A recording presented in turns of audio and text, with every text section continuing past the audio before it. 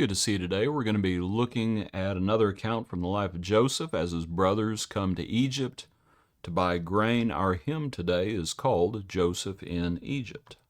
Joseph was a Hebrew lad, told a slave by brothers that, thrown in prison, bound with chains, full of grief and many pains, God ever reigning, evil restraining, victory gaining, overrules all for good.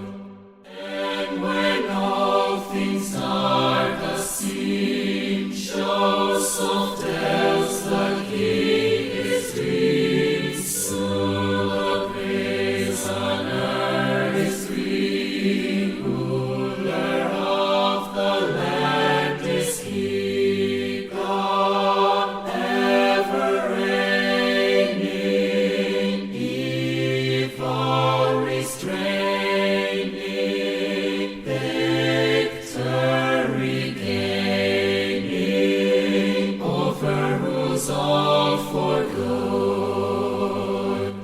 Jacob's sons from famine rude flee to Egypt seeking food. Joseph sent by God ahead, eats them all with Egypt's bread. God ever reigning, evil restraining, victory gaining, overrules all for good.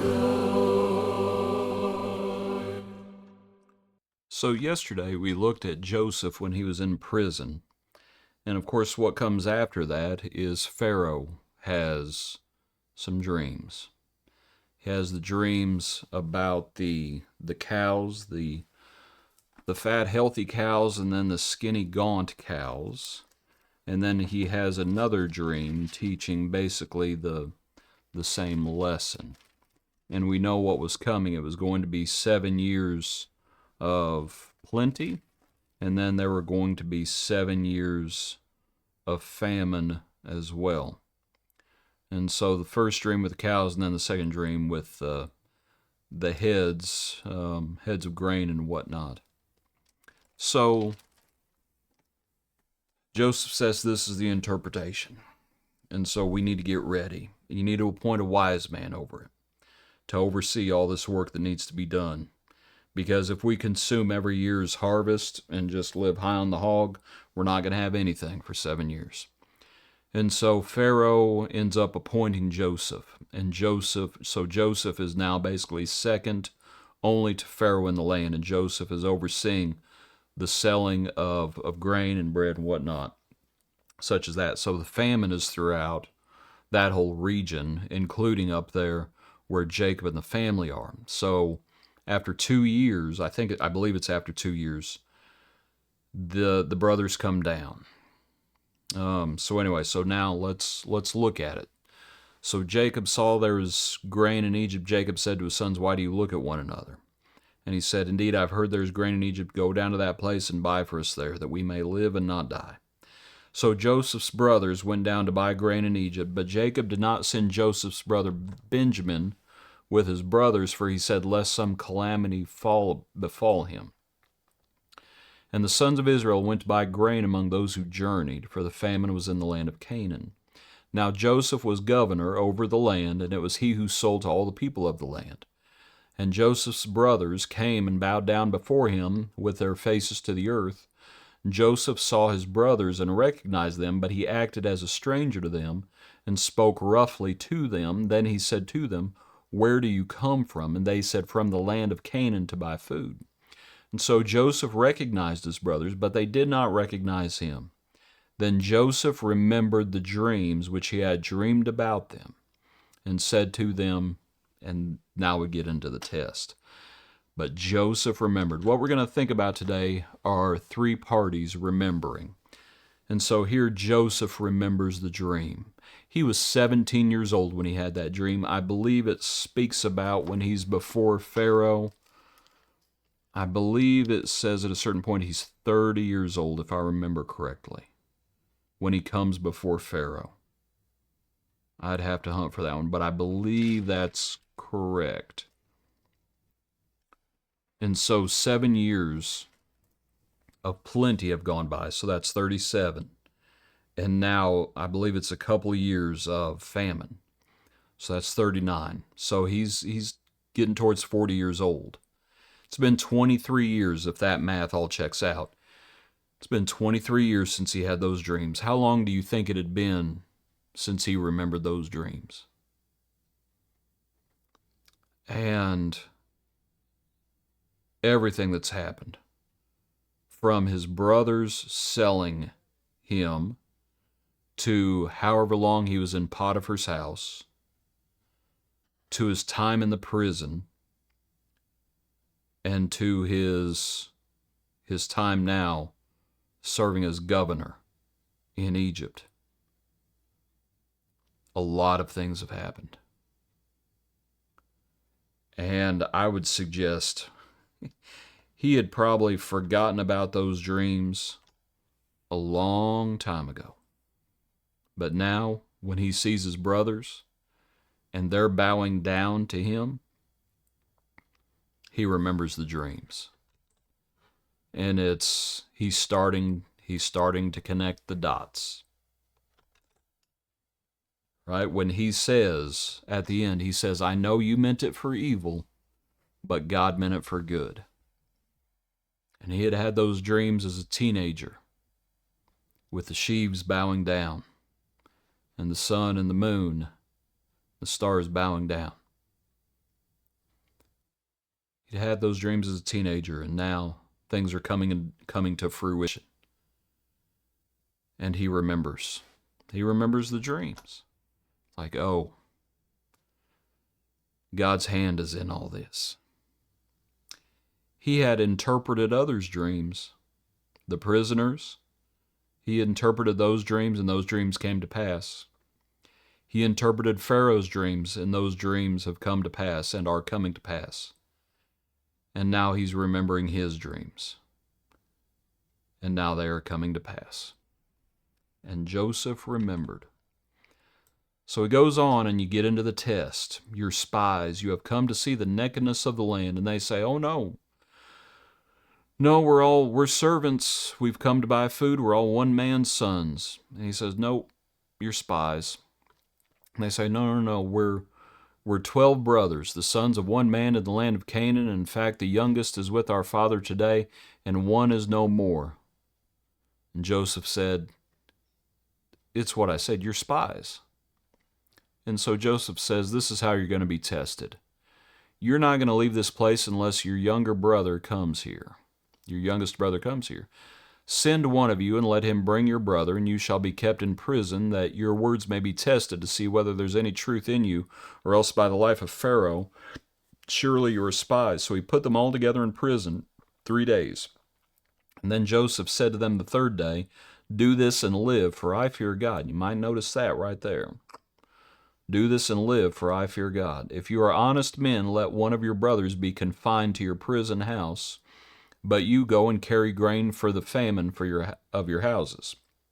And bring your youngest brother to me, and so your words will be verified, and you shall not die. And they did so. And they say to one another, we are truly guilty concerning our brother, for we saw the anguish of his soul when he pleaded with us, and we would not hear, therefore this distress has come upon us. And Reuben answered and said, did I not speak to you, saying, do not sin against the boy, and you would not listen, therefore behold, his blood is now required of us. They're saying this to one another. They're not just saying this in their heart, but they're speaking all this, and they don't understand, verse 23, that Joseph understands them. They're speaking in Hebrew, and he's talking to them through an interpreter. And so they are saying this to one another, and what you can see is they are remembering. They're remembering, and you can tell they are feeling as guilty as sin because they are as guilty as sin. And I don't know how long they've been feeling guilty, but you can tell when they say what they say. Like, we are guilty concerning our brother. We saw the anguish of his soul when he pleaded with us. I made mention the other day, that's how you know when he was down in the pit, he was crying out for them to release him. And they wouldn't do it. And so they remember. They remember the deeds that they have done.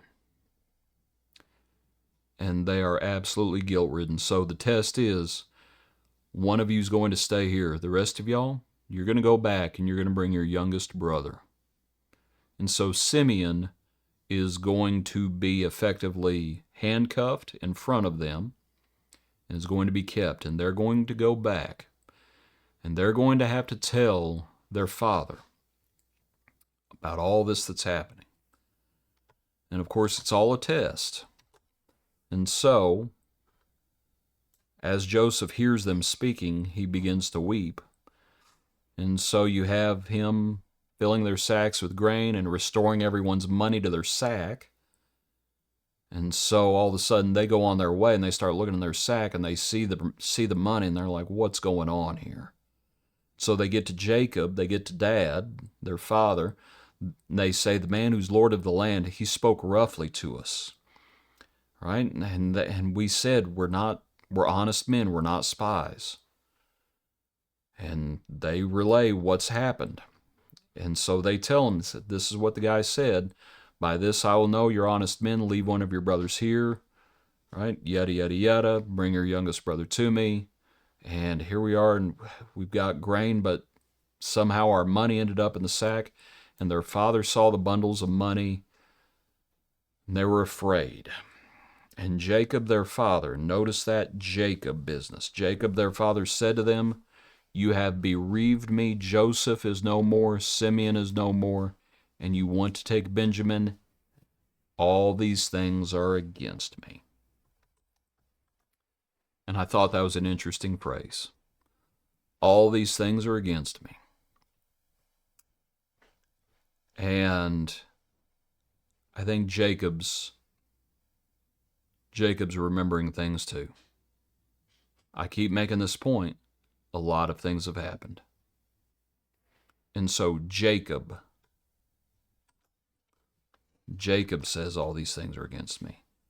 Time goes by, and Jacob says, nope, you're not taking Benjamin down there. So basically Jacob is saying he can have Simeon, but Benjamin's not going. The next chapter, the famine intensifies. And so when they'd eaten up all the grain, Jacob says, you need to go buy a little food for us. Judah says, he warned us. We cannot go back there unless Benjamin is with us. He says, if you do not send him, we will not go down. It's like we were warned. Verse 6, and Israel said. And this is one of those places that the name changes. So this is where Judah says, it'll be my life for his, basically. Israel says, you need to take this. Take some of the best fruits of the land. Carry down a present for the man. Take double money in your hand. Go back. And may God Almighty give you mercy before the man, that he may release your other brother and Benjamin. If I am bereaved, I am bereaved. Do you understand what Israel is saying? Jacob said, he can't have my son. This is like the test for Abraham. What was the test for Abraham? Now I know that you fear God because you have not kept back your son, your only son whom you love. See, that's what this is. He thinks Joseph is dead. Benjamin is the son that he loves. And so Jacob says he can't have him. Israel says, Israel says, if I am bereaved, I am bereaved. Take him with you. You might consider it. And so in all of these things, actually, let's just look at that. God ever reigning, evil restraining. All these things as Joseph is in Egypt. They meant it for evil, God meant it for good. But it is an interesting account full of shadows of Jesus. Appreciate you. Hope you have a good day. Join us tomorrow for another portion of our Daily Praise.